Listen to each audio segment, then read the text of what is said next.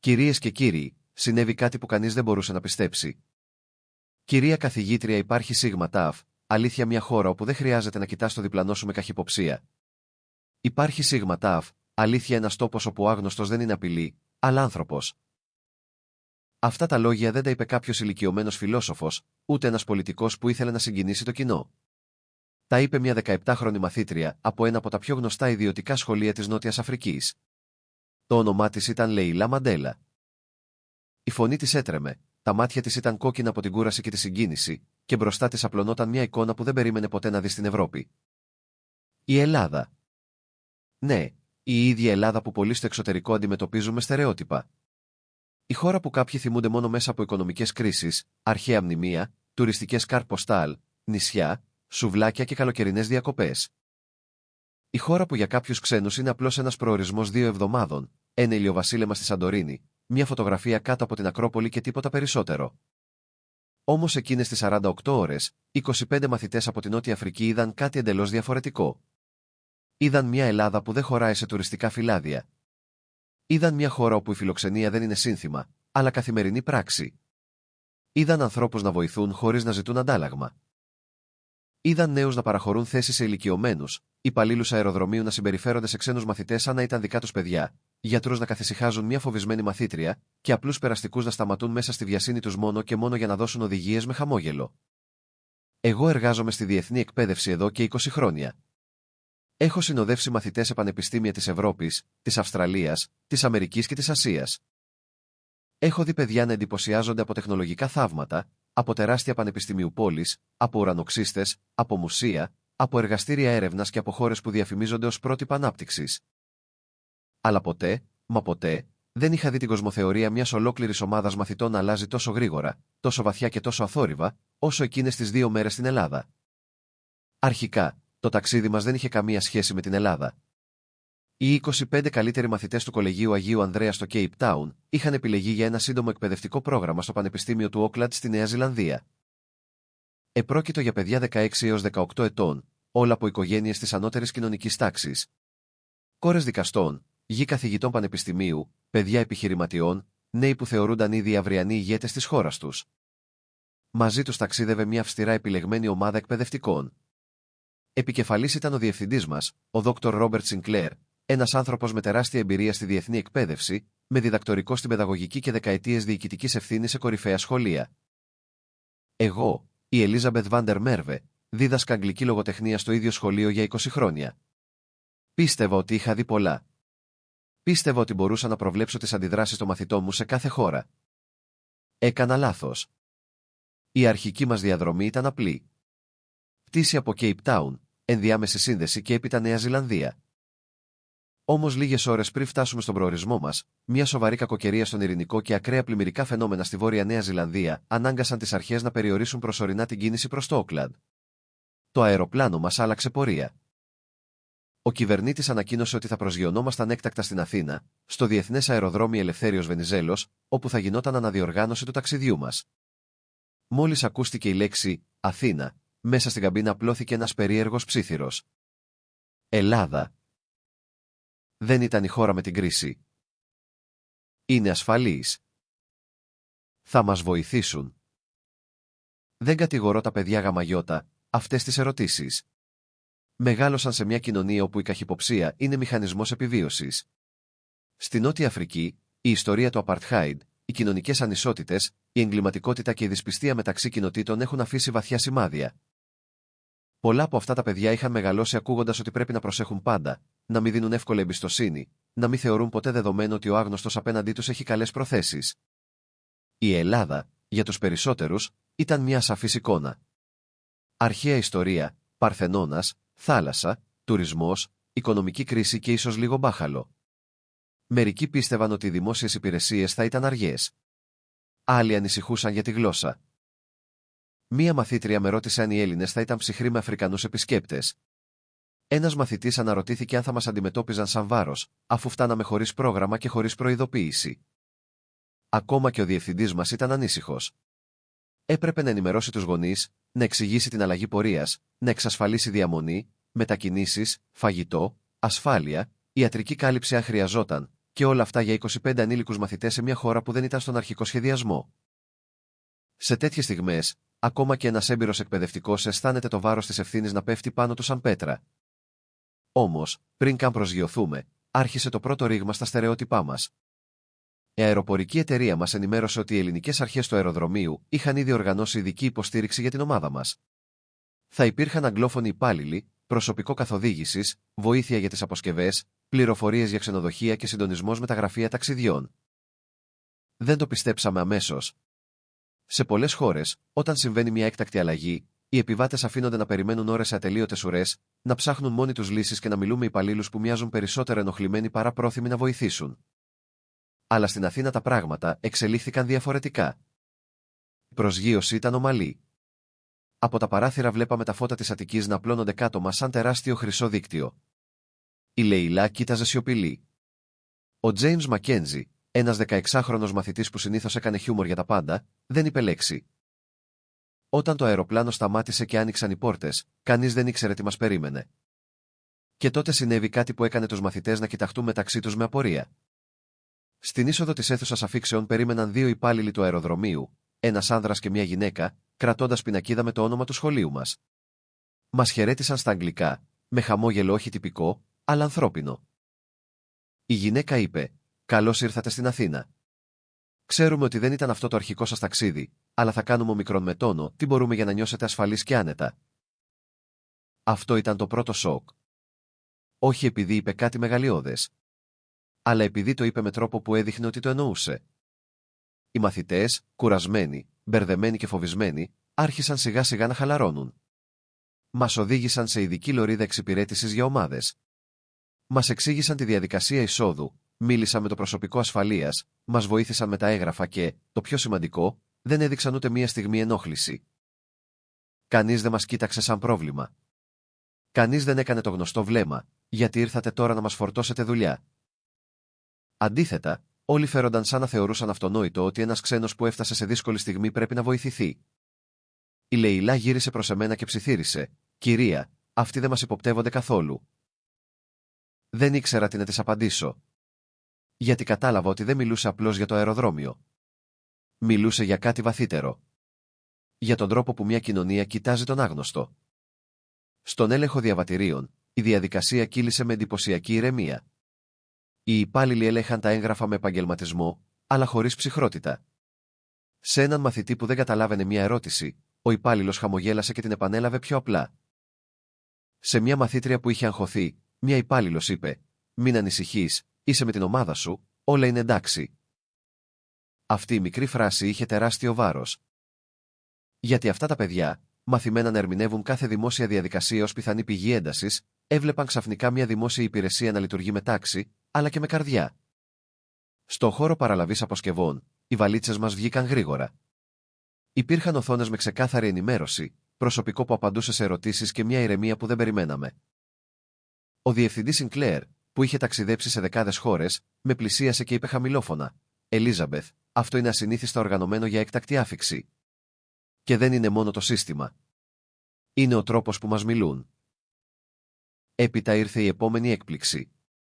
Το αεροδρόμιο μας είχε δώσει λίστα με ξενοδοχεία που μπορούσαν να δεχτούν σχολικές ομάδες αργά τη νύχτα. Ένας υπάλληλος τηλεφώνησε ο ίδιος για να επιβεβαιώσει διαθεσιμότητα.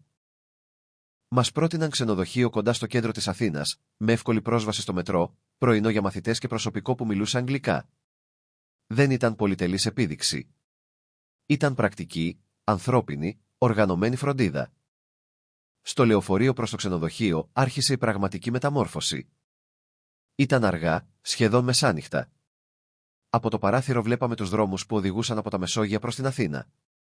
Τα φώτα, οι πινακίδες, τα σπίτια στους λόφους, οι μεγάλες λεωφόροι, τα μαγαζιά που ακόμα είχαν κίνηση. Η εικόνα δεν έμοιαζε με την Ελλάδα της κρίσης που είχα στο μυαλό τους. Δεν έμοιαζε ούτε με την κάρτ ποστάλ των νησιών. Ήταν μια ζωντανή ευρωπαϊκή πρωτεύουσα, με παλιό και νέο, με τάξη και ένταση, με ιστορία και καθημερινότητα να συνυπάρχουν. «Δεν περίμενα να είναι έτσι», είπε ο Τζέιμς. «Πώς το περίμενες?» τον ρώτησα. Σήκωσε τους ώμους. «Πιο χαοτικό. Πιο φτωχό. Δεν ξέρω. Μάλλον μας έχουν μάθει να βλέπουμε κάποιες χώρες μέσα από πολύ λίγες εικόνες. Αυτή ήταν η πρώτη ειλικρινής ομολογία. Καθώς πλησιάζαμε στο κέντρο, περάσαμε από δρόμους όπου ακόμα περπατούσαν άνθρωποι. Ζευγάρια, παρέες νέων, εργαζόμενοι που γύριζαν σπίτι, γυναίκες μόνες τους με τσάντες, ηλικιωμένοι που κάθονταν έξω από μικρά μαγαζιά. Για τους μαθητές μας, αυτό ήταν συγκλονιστικό. Στο Cape Town, για πολλά παιδιά, η ιδέα μιας νέας γυναίκας που περπατά μόνη αργά τη νύχτα είναι σχεδόν αδιανόητη. Δεν λέω ότι η Ελλάδα είναι παράδεισος χωρίς προβλήματα. Καμία χώρα δεν είναι. Αλλά εκείνη η εικόνα της καθημερινής ασφάλειας, της αίσθησης ότι ο δρόμος ανήκει ακόμα στους ανθρώπους, τους χτύπησε βαθιά. Η Λεϊλά κόλλησε το μέτωπό της στο τζάμι. «Κυρία, αυτές οι κοπέλες δεν φοβούνται?» «Ίσως προσέχουν», της είπα. «Αλλά φαίνεται πως δεν ζούμε τον ίδιο φόβο που ξέρεις εσύ». Δεν απάντησε. Μόνο κοίταζε. Στο ξενοδοχείο, η υποδοχή ήταν άλλη μια μικρή αποκάλυψη. Παρότι ήταν αργά, το προσωπικό μας περίμενε. Η υπάλληλος στη ρεσεψιόν μας χαιρέτησε στα αγγλικά και ύστερα στα ελληνικά. «Καλώς ήρθατε. Ξέρουμε ότι είστε κουρασμένοι». Είχε ήδη ετοιμάσει τις κάρτες των δωματίων, είχε οργανώσει τα παιδιά ένα όροφο και είχε φροντίσει να υπάρχουν μπουκάλια νερού και ελαφρύ φαγητό για όσους πεινούσαν. Δεν ήταν κάτι ακριβό. Ήταν κάτι καλύτερο. Ήταν προσοχή. Ένας μαθητής, ο Μάικλ, είπε: «Στη Νότια Αφρική, αν εμφανιζόταν μια ξένη ομάδα τόσο αργά, θα μας έλεγαν να περιμένουμε μέχρι το πρωί». Ο διευθυντής δεν απάντησε, αλλά είδα το βλέμμα του. Συμφωνούσε. Το επόμενο πρωί, η Αθήνα μας ξύπνησε νωρίς. Η διαφορά ώρας μπέρδεψε τους μαθητές και περίπου στις 7 άρχισαν να πεινούν. Σκέφτηκα ότι θα ήταν δύσκολο να βρούμε κάτι ανοιχτό τόσο νωρίς για ομάδα παιδιών. Ρώτησα στη ρεσεψιόν και ο υπάλληλος γέλασε ευγενικά. «Μα φυσικά. Σε 5 λεπτά με τα πόδια έχει φούρνο που έχει ήδη ανοίξει. Θα βρείτε τυρόπιτες, κουλούρια, καφέ, χυμούς. Είναι πολύ καλός. Και αν θέλετε κάτι πιο καθιστό, υπάρχει και μικρό καφέ στη γωνία». Πήρα μαζί μου 8 μαθητές. Η Αθήνα στις 7 το πρωί είχε ήδη ξεκινήσει. Άνθρωποι πήγαιναν στη δουλειά, οδηγοί μηχανών περνούσαν ανάμεσα στα αυτοκίνητα, ηλικιωμένοι κρατούσαν σακούλες με ψωμί, μια γυναίκα αγόραζε καφέ και μιλούσε με τον υπάλληλο σαν να γνωρίζονταν χρόνια. Στη Νότια Αφρική, πολλά παιδιά μαζούν σε κλειστά προάστια, μετακινούνται με αυτοκίνητα και δεν έχουν συνηθίσει αυτή την αίσθηση γειτονιάς. Εδώ έβλεπαν κάτι άλλο. Μια πόλη όπου το πρωινό δεν ήταν μόνο κατανάλωση, αλλά κοινωνική τελετουργία. Μπήκαμε στον φούρνο. Η μυρωδιά από ζεστή τυρόπιτα, σπανακόπιτα, ψωμί και καφέ γέμισε το χώρο. Τα παιδιά κοίταζαν τις βιτρίνες σαν να μπήκαν σε μουσείο. Η υπάλληλος κατάλαβε αμέσως ότι ήμασταν ξένοι και άρχισε να εξηγεί στα αγγλικά. «Αυτό είναι τυρόπιτα, αυτό σπανακόπιτα, αυτό κουλούρι Θεσσαλονίκης, αυτό μπουγάτσα». Όταν ένας μαθητής ρώτησε αν κάτι είχε κρέας, εκείνη απάντησε με λεπτομέρειες. Όταν μια μαθήτρια είπε ότι δεν τρώει χοιρινό, η υπάλληλος της πρότεινε αμέσως άλλες επιλογές. Χωρίς ενόχληση. Χωρίς ηρωνία. Χωρίς το βλέμμα που λέει «Μα γιατί είστε τόσο δύσκολοι». Οι τιμές τους φάνηκαν απίστευτες. Με λίγα ευρώ πήραν ζεστό φαγητό, χυμό και καφέ. Η Λεϊλά δοκίμασε πρώτη φορά σπανακόπιτα και έμεινε ακίνητη. «Αυτό είναι απλό φαγητό?» ρώτησε. «Για τους Έλληνες, ναι», της είπα. «Τότε οι Έλληνες δεν καταλαβαίνουν πόσο τυχεροί είναι». Αυτή η φράση έκανε τον φούρναρη, που μας άκουγε από πίσω, να γελάσει. «Το ξέρουμε, κορίτσι μου», είπε στα αγγλικά με βαριά προφορά. «Αλλά καμιά φορά το ξεχνάμε». Να μια αλήθεια που αξίζει να ακουστεί και από τους ίδιους τους Έλληνες. Πολλές φορές μια χώρα συνηθίζει τα δικά της δώρα. Συνηθίζει το ψωμί της, τη θάλασσά της, τον ήλιο της, τη γειτονιά της, τη φράση «Έλα, θα σε βοηθήσω». Και χρειάζεται ένας ξένος, ένας άνθρωπος που έρχεται από μακριά, για να θυμίσει στους ντόπιους ότι αυτό που εκείνοι θεωρούν φυσιολογικό, για άλλους είναι σχεδόν θαύμα. Μετά το πρωινό, περπατήσαμε προς το μετρό. Η πρώτη μας επίσημη εμπειρία στην πόλη θα ήταν η διαδρομή προς το Σύνταγμα και την Ακρόπολη. Ήθελε οι μαθητές να δουν όχι μόνο τα μνημεία, αλλά και την καθημερινή υποδομή. Γιατί μια χώρα δεν κρίνεται μόνο από το παρελθόν της. Κρίνεται από το πώς μετακινείται ο ηλικιωμένος, ο μαθητής, ο εργαζόμενος, ο ξένος που δεν μιλά τη γλώσσα. Στην είσοδο του μετρό, οι μαθητές πρόσεξαν τις πινακίδες στα ελληνικά και στα αγγλικά. Πρόσεξαν ότι υπήρχαν ασανσέρ, κυλιόμενες σκάλες, μηχανήματα εισιτηρίων με επιλογές γλώσσας. Στους σταθμούς, Τα αρχαιολογικά ευρήματα που εκτίθενται πίσω από τζάμια τους άφησαν άφωνους. Εκείνη τη στιγμή κατάλαβαν κάτι που για τους Έλληνες είναι σχεδόν συνηθισμένο. Στην Αθήνα, ακόμα και το μετρό περνάει μέσα από την ιστορία. Δηλαδή έσκαβαν για τρένο και βρήκαν αρχαιότητες, ρώτησε ο Τζέιμς. Ακριβώς, απάντησα. Και δεν τις πέταξαν. Τις έβαλαν εδώ για να τις βλέπει ο κόσμος. Η απορία του ήταν γνήσια. Σε πολλές χώρες, η ανάπτυξη και η μνήμη συγκρούονται. Εδώ, τουλάχιστον σε αυτή την εικόνα, συνυπήρχαν. Μπορεί η Ελλάδα να έχει γραφειοκρατία, καθυστερήσεις, αντιφάσεις και προβλήματα που οι Έλληνες γνωρίζουν καλύτερα από όλους. Αλλά αυτό που έβλεπαν τα παιδιά ήταν μια βαθιά πολιτισμική σχέση με το χρόνο. Δεν ήταν απλώς παλιά πέτρα. Ήταν ταυτότητα. Στην αποβάθρα, μια άλλη εικόνα συγκλώνησε τους μαθητές. Ο κόσμος περίμενε σε σχετική τάξη. Όταν το τρένο έφτασε, οι επιβάτες άφησαν πρώτα τους άλλους να κατέβουν. Δεν ήταν τέλειο, δεν ήταν στρατιωτική πειθαρχία, αλλά ήταν μια καθημερινή κοινωνική συμφωνία. Έπειτα, μέσα στο βαγόνι, ένας νεαρός σηκώθηκε για να καθίσει μια ηλικιωμένη γυναίκα. Η γυναίκα του είπε: «Να είσαι καλά, παιδί μου», και εκείνος απλώς χαμογέλασε. Ο Τζέιμς χαμήλωσε το βλέμμα. «Στη χώρα μας, πολλοί νέοι δεν θα το έκαναν». «Και στη δική μου χώρα υπάρχουν νέοι που δεν το κάνουν», το απάντησα. «Αλλά σήμερα είδες έναν που το έκανε». «Όχι έναν», είπε. «Είδα ήδη 3». Αυτή η λεπτομέρεια μπορεί να φαίνεται μικρή, αλλά για τους μαθητές ήταν τεράστια. Γιατί μια κοινωνία εκπαιδεύει όχι μόνο με σχολεία, αλλά και με παραδείγματα. Ένα παιδί που βλέπει καθημερινά ανθρώπους να σηκώνονται για τους ηλικιωμένους, να βοηθούν τον ξένο, να μιλούν ανθρώπινα στον υπάλληλο, μαθαίνει κάτι που κανένα βιβλίο κοινωνικής αγωγής δεν μπορεί να διδάξει μόνο του. Στο Σύνταγμα, οι μαθητές είδαν για πρώτη φορά την καρδιά της Αθήνας. Την πλατεία, τη Βουλή, τους εύζωνες, τους περαστικούς, τους τουρίστες, τους εργαζόμενους, τους πλανόδιους μουσικούς, τα λεωφορεία, τα ταξί, την κίνηση. Η Αθήνα δεν είναι αποστηρωμένη πόλη. Έχει θόρυβο, ένταση, μποτιλιάρισμα, συνθήματα στους τοίχους, ανθρώπους που βιάζονται, ανθρώπους που διαφωνούν, ανθρώπους που φωνάζουν στο τηλέφωνο. Αλλά μέσα σε αυτή την ένταση υπάρχει κάτι ζωντανό, κάτι αληθινό. Δεν είναι πόλη βιτρίνα. Είναι πόλη που αναπνέει. Περπατήσαμε προς την πλάκα. Εκεί, ανάμεσα στα στενά δρομάκια, τα παλιά σπίτια, τα μικρά μαγαζιά και τις ταβέρνες, οι μαθητές άρχισαν να φωτογραφίζουν τα πάντα. Όχι μόνο τα μνημεία. Φωτογράφιζαν έναν ηλικιωμένο που τάιζε γάτες, μια γιαγιά που πότιζε βασιλικό στο παράθυρο, έναν καταστηματάρχη που κέρασε λουκούμι 2 παιδιά, έναν σερβιτόρο που σταμάτησε για να μας δείξει το δρόμο χωρίς να περιμένει να καθίσουμε στο μαγαζί του.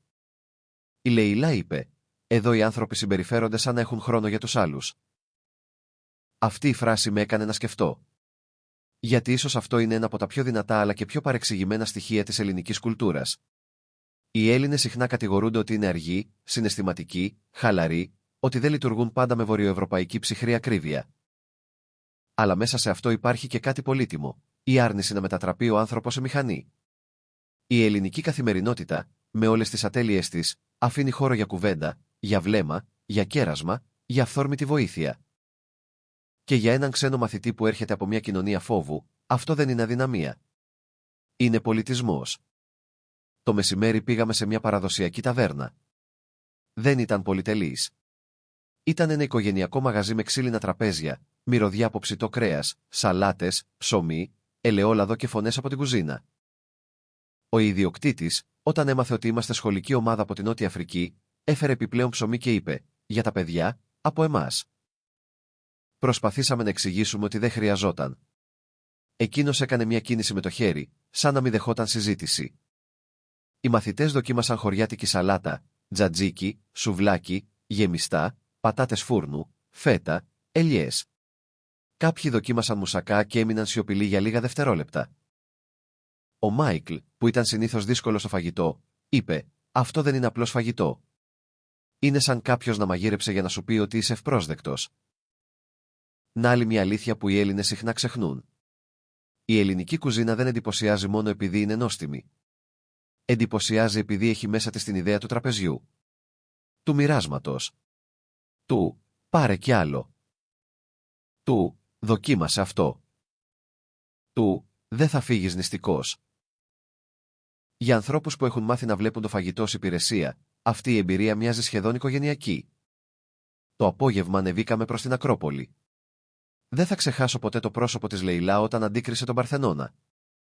Δεν ήταν απλός εντυπωσιασμός. Ήταν σύγκρουση με κάτι μεγαλύτερο από την ίδια. Στάθηκε ακίνητη, με τον αέρα να της ανακατεύει τα μαλλιά, και είπε: «Μας έλεγαν ότι η Ευρώπη είναι μοντέρνα επειδή έχει χρήματα και συστήματα. Αλλά εδώ νιώθω ότι η ιστορία κοιτάζει εμένα». Ο διευθυντής Σινκλέρ, που συνήθως κρατούσε αυστηρό ύφος, συγκινήθηκε. Μας μίλησε για τη δημοκρατία, για τη φιλοσοφία, για την τραγωδία, για την ιδέα του πολίτη. Και τότε, χωρίς να το έχουμε σχεδιάσει, έγινε μια από τις πιο βαθιές συζητήσεις του ταξιδιού. Οι μαθητές άρχισαν να συγκρίνουν την ελληνική αρχαιότητα με την ιστορία της Νότιας Αφρικής. Μίλησαν για ελευθερία, ανισότητα, ευθύνη, μνήμη, συμφιλίωση. Κάποιος ρώτησε αν μια χώρα μπορεί να κουβαλά βαριά ιστορία και όλα αυτά να παραμένει ανοιχτή στο ξένο. Η απάντηση ήταν γύρω μας. Το βράδυ, περπατήσαμε στο μοναστηράκι. Τα φώτα, η μουσική από μαγαζιά, οι παρέες νέων, οι τουρίστες, οι πλανόδιοι, οι μυρωδιές από καλαμπόκι και σουβλάκι δημιούργησαν μια ατμόσφαιρα που οι μαθητές δεν είχαν ξαναζήσει. Το πιο εντυπωσιακό για αυτούς ήταν ότι πολλές νεαρές γυναίκες κυκλοφορούσαν μόνες ή με φίλες, χωρίς την ένταση που είχαν συνηθίσει να βλέπουν στη δική τους πόλη. Ξανά, πρέπει να είμαι ειλικρινής, καμία πόλη δεν είναι απόλυτα ασφαλής και κανείς δεν πρέπει να είναι απρόσεκτος. Όμως η αίσθηση ελευθερίας που έβλεπαν οι μαθητές στην Αθήνα εκείνο το βράδυ ήταν για αυτούς σχεδόν επαναστατική. Στη Νότια Αφρική, ο φόβος μας κλέβει τη νύχτα, είπε η Σάρα, μια 17χρονη μαθήτρια. Εδώ οι άνθρωποι μοιάζουν να έχουν ακόμα δικαίωμα στη νύχτα. Την επόμενη μέρα συνέβη το περιστατικό που έκανε τους μαθητές να δουν την Ελλάδα ακόμα πιο βαθιά. Η Σάρα ένιωσε αδιαθεσία. Ίσως από την κούραση, την αλλαγή ώρας, την ένταση, την αφυδάτωση. Ήταν χλωμή και ζαλιζόταν. Για λίγα λεπτά επικράτησε πανικός. Βρισκόμασταν σε ξένη χώρα, με ανήλικους μαθητές, και κανείς δεν ήξερε πώς θα λειτουργούσε το σύστημα υγείας. Καλέσαμε βοήθεια. Ο υπάλληλος του ξενοδοχείου ήρθε αμέσως, μίλησε στα ελληνικά στο τηλέφωνο, εξήγησε την κατάσταση και μας καθησύχασε. Το ασθενοφόρο έφτασε γρήγορα. Οι διασώστες ήταν επαγγελματίες, ήρεμοι και ανθρώπινοι. Ένας από αυτούς μιλούσε αρκετά καλά αγγλικά. Γονάτισε δίπλα στη Σάρα και της είπε: «Μη φοβάσαι. Θα σε δούμε, είσαι ασφαλής». Αυτή η φράση, ξανά, είχε τεράστια σημασία. Γιατί δεν αντιμετώπισε τη μαθήτρια ως περιστατικό. Την αντιμετώπισε ως παιδί που φοβόταν. Στο νοσοκομείο, η διαδικασία ήταν οργανωμένη. Υπήρχε αναμονή, φυσικά. Υπήρχε πίεση, υπήρχαν πολλοί ασθενείς, υπήρχε η γνωστή ένταση ενός δημόσιου νοσοκομείου. Αλλά αυτό που είδαν οι μαθητές δεν ήταν αδιαφορία. Ήταν άνθρωποι που προσπαθούσαν. Μια νοσηλεύτρια εξήγησε στα αγγλικά τι θα γινόταν. Ένας γιατρός εξέτασε τη Σάρα με προσοχή, της έκανε ερωτήσεις, άκουσε τις ανησυχίες της και μας είπε ότι μάλλον επρόκειτο για εξάντληση και ήπια φυδάτωση. Χρειαζόταν υγρά, ξεκούραση και παρακολούθηση για λίγες ώρες. Η Σάρα άρχισε να κλαίει. Όχι από πόνο. Από ανακούφιση. «Νόμιζα ότι θα μας φερθούν σαν ξένους που ενοχλούν», είπε. Η νοσηλεύτρια, που κατάλαβε το νόημα, της έπιασε το χέρι και είπε: «Στην Ελλάδα, όταν ένα παιδί δεν είναι καλά, δεν ρωτάμε πρώτα από πού είναι». Εκείνη τη στιγμή, είδα τον Τζέιμς να σκουπίζει τα μάτια του. Δεν ήταν μόνο το νοσοκομείο. Ήταν το μήνυμα. Μια κοινωνία μπορεί να έχει ατέλειες, οικονομικές δυσκολίες, πολιτικά προβλήματα, δημόσιες υπηρεσίες που πολλές φορές δοκιμάζουν την υπομονή των ίδιων των πολιτών της. Αλλά όταν μέσα σε αυτή την κοινωνία παραμένει ζωντανή η ιδέα ότι ο άνθρωπος προηγείται, τότε υπάρχει κάτι που δεν μετριέται εύκολα σε δείκτες και στατιστικές. Αφού η Σάρα συνήλθε, αποφασίσαμε να συνεχίσουμε πιο ήρεμα το πρόγραμμά μας. Αντί να ταξιδέψουμε μακριά, επιλέξαμε μια εκδρομή στο Ναύπλιο, μια πόλη που μπορούσε να δείξει στους μαθητές μια άλλη πλευρά της Ελλάδας, όχι μόνο την αρχαία Αθήνα, αλλά και τη νεότερη ιστορία, τη θάλασσα, την επαρχία, την αίσθηση μικρής πόλης με μεγάλη μνήμη. Η διαδρομή με το λεωφορείο μέσα από την Πελοπόννησο ήταν για τα παιδιά σχεδόν κινηματογραφική. Ελαιώνες, βουνά, χωριά, εκκλησάκια, πινακίδες με ονόματα που δεν μπορούσαν να προφέρουν, και παντού αυτή η περίεργη αίσθηση ότι η ιστορία δεν είναι κλεισμένη σε μουσεία, αλλά σκορπισμένη στο τοπίο. Στο Ναύπλιο περπατήσαμε στα στενά, είδαμε τα νεοκλασικά κτίρια, το παλαμίδι από μακριά, τη θάλασσα, τις πλατείες όπου παιδιά έπαιζαν και ηλικιωμένοι συζητούσαν. Η Λεϊλά είπε: Αυτή η χώρα δεν προσπαθεί να ξεχάσει ποια είναι. Και ίσως αυτή να είναι μία από τις πιο δυνατές ελληνικές εικόνες. Η Ελλάδα δεν είναι μόνο αρχαία. Δεν είναι μόνο σύγχρονη. Είναι στρώματα. Είναι μνήμη πάνω στη μνήμη. Είναι ένα καφενείο δίπλα σε ενετικό κτίριο, ένα μηχανάκι μπροστά από μια εκκλησία, ένα παιδί που παίζει μπάλα σε πλατεία όπου πέρασαν αιώνες ιστορίας. Για τους μαθητές μας, που προέρχονταν από μια χώρα όπου η ιστορία πολλές φορές πονά ακόμα ανοιχτά, αυτό ήταν συγκινητικό. Είδαν ότι μια κοινωνία μπορεί να κουβαλά πληγές και ταυτόχρονα να προσφέρει ομορφιά. Το μεσημέρι φάγαμε σε μια μικρή ταβέρνα κοντά στη θάλασσα. Ο ιδιοκτήτης, όταν άκουσε την ιστορία μας, είπε: «Η κακοκαιρία σας έφερε εδώ. Τότε κάτι καλό θα βγει». Αυτή η ελληνική ικανότητα να μετατρέπει την ατυχία σε ευκαιρία, το απρόοπτο σε ιστορία, την καθυστέρηση σε συνάντηση, μάγεψε τα παιδιά. Γιατί εκείνα είχαν μάθει να βλέπουν την αλλαγή σχεδίου ως απειλή. Στην Ελλάδα άρχισαν να τη βλέπουν ως άνοιγμα. Το απόγευμα, ενώ περπατούσαμε στην παραλία, ο Τζέιμς είπε κάτι που δεν θα ξεχάσω ποτέ. «Κυρία, στη Νότια Αφρική μας λένε συνέχεια ότι πρέπει να γίνουμε επιτυχημένοι. Να μπούμε σε καλά πανεπιστήμια, να βγάλουμε χρήματα, να προστατεύσουμε τις οικογένειές μας. Εδώ όμως βλέπω ανθρώπους που δεν μοιάζουν πλούσιοι, αλλά μοιάζουν πιο γεμάτοι. Μήπως μας έμαθαν λάθος τι σημαίνει πρόοδος?» Αυτή η ερώτηση ήταν το πραγματικό αποτέλεσμα του ταξιδιού. Όχι ότι η Ελλάδα είναι τέλεια. Όχι ότι η Ελλάδα δεν έχει φτώχεια, ανεργία, δυσκολίες, θυμό, αδικίες και νέους που παλεύουν. Αλλά η Ελλάδα τους έδειξε ότι πρόοδος δεν είναι μόνο το εισόδημα. Είναι και η σχέση με το διπλανό. Είναι η πρόσβαση στο δημόσιο χώρο. Είναι το δικαίωμα να κάθεσαι σε μια πλατεία χωρίς να καταναλώνεις. Είναι να μπορεί ένας ξένος μαθητής να νιώσει ότι κάποιος θα το βοηθήσει αν χαθεί. Όταν επιστρέψαμε στην Αθήνα για την αναχώρηση, οι μαθητές ήταν διαφορετικοί. Δεν υπήρχε πια η αρχική καχυποψία. Στο αεροδρόμιο Ελευθέριος Βενιζέλος, οι ίδιοι υπάλληλοι σχεδόν μας αναγνώρισαν. Μας ρώτησαν αν όλα πήγαν καλά. Ένας υπάλληλος είπε στη Σάρα: «Εσύ είσαι καλύτερα τώρα?» Εκείνη χαμογέλασε και είπε: «Ναι. Ευχαριστώ. Δεν θα το ξεχάσω ποτέ». Στην πύλη αναχώρησης, τα παιδιά κοιτούσαν τις φωτογραφίες τους. Η Λεϊλά είχε φωτογραφίες από την Ακρόπολη, τον φούρνο, το μετρό, τη Σάρα να χαμογελά μετά το νοσοκομείο, μια γιαγιά στην πλάκα που της είχε χαμογελάσει, τον φούρναρη που τους κέρασε κουλούρια. Ο Τζέιμς είχε βίντεο από το μετρό, από το ναύπλιο, από τους Εύζωνες, από μια παρέα Ελλήνων φοιτητών που τους έδωσαν οδηγίες. «Θα τα δείξω στους γονείς μου», είπε η Λεϊλά.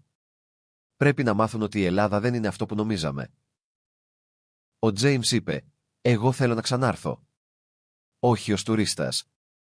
Θέλω να μείνω λίγο. Να καταλάβω πώς σκέφτονται αυτοί οι άνθρωποι». Όταν το αεροπλάνο απογειώθηκε και η Αθήνα άρχισε να μικραίνει κάτω από τα σύννεφα, υπήρχε μια περίεργη σιωπή στην καμπίνα. Κανείς δεν έκανε αστεία. Κανείς δεν μιλούσε δυνατά. Η Λεϊλά δάκρυσε. «Αντίο, Ελλάδα», είπε. «Δεν ήξερα ότι θα σε αγαπήσω». Μετά την επιστροφή στο Cape Town, η ιστορία δεν τελείωσε. Αντίθετα, μόλις άρχισε. Οι γονείς που περίμεναν στο αεροδρόμιο περίμεναν να δουν κουρασμένα παιδιά που θα παραπονιούνταν για την αλλαγή πτήσης. Αντί γαμαγιώτα, αυτό, είδαν παιδιά ενθουσιασμένα, συγκινημένα, σχεδόν αναστατωμένα από όσα είχαν ζήσει. Η Λεϊλά αγκάλιασε τον πατέρα της και του είπε: «Μπαμπά, πρέπει να πάμε στην Ελλάδα. Δεν είναι απλώς μια χώρα. Είναι μάθημα ζωής». Ο Τζέιμς είπε στη μητέρα του: «Μας έμαθαν λάθος να μετράμε τους ανθρώπους. Εκεί είδα κάτι που δεν μπορείς να το αγοράσεις». Μέσα στις επόμενες 2 εβδομάδες, οι μαθητές άρχισαν να ανεβάζουν φωτογραφίες και βίντεο στα κοινωνικά δίκτυα. Το βίντεο που ένας νεαρός Έλληνας σηκώνεται στο μετρό για μια ηλικιωμένη γυναίκα έγινε viral στον κύκλο των σχολείων του Cape Town. Οι φωτογραφίες από τον φούρνο, την πλάκα, την Ακρόπολη και τον ναύπλιο συνοδεύονταν από σχόλια όπως: «Η χώρα που μας έμαθε τι σημαίνει φιλοξενία. Δεν νιώσαμε ξένοι ούτε για ένα λεπτό. Η Ελλάδα δεν είναι μόνο ιστορία, είναι άνθρωποι». Η αντίδραση στη Νότια Αφρική ήταν απρόσμενη. Μαθητές από άλλα σχολεία άρχισαν να ρωτούν για εκπαιδευτικά ταξίδια στην Ελλάδα. Γονείς επικοινωνούσαν με το σχολείο μας για να μάθουν αν υπήρχαν προγράμματα ανταλλαγής. Ο διευθυντής Σινκλέρ παρουσίασε στο Εκπαιδευτικό Συμβούλιο μια αναφορά με τίτλο «Η ελληνική φιλοξενία ως άτυπη κοινωνική εκπαίδευση». Δεν μιλούσε μόνο για μουσεία ή μνημεία. Μιλούσε για αυτό που οι μαθητές έμαθαν μέσα από την καθημερινότητα: σεβασμό, κοινότητα, μνήμη, βοήθεια, δημόσια ζωή. 4 μήνες αργότερα, 15 από τους 25 μαθητές δήλωσαν ότι ήθελαν να επισκεφθούν ξανά την Ελλάδα με τις οικογένειές τους. Η Λεϊλά έπεισε τους γονείς της να περάσουν 3 εβδομάδες στην Αθήνα και σε νησιά του Αιγαίου το καλοκαίρι. Ο Τζέιμς άρχισε να μελετά ελληνική ιστορία και αργότερα δήλωσε ότι ήθελε να σπουδάσει διεθνείς σχέσεις με έμφαση στη Μεσόγειο. Η Σάρα, που είχε ζήσει την εμπειρία του νοσοκομείου, είπε ότι ήθελε να γίνει γιατρός και να δουλέψει σε προγράμματα υγείας για παιδιά μεταναστών και προσφύγων. Έναν χρόνο μετά, το Κολέγιο Αγίου Ανδρέα υπέγραψε συμφωνία συνεργασίας με ένα ιδιωτικό σχολείο στην Αθήνα. Το πρόγραμμα προέβλεπε ανταλλαγές μαθητών, κοινά σεμινάρια για δημοκρατία, ιστορία, κοινωνική ευθύνη και πολιτισμό. Στην πρώτη ομάδα που ταξίδεψε ξανά στην Ελλάδα συμμετείχαν η Λεϊλά, ο Τζέιμς και άλλοι μαθητές εκείνης της απρόσμενης πτήσης.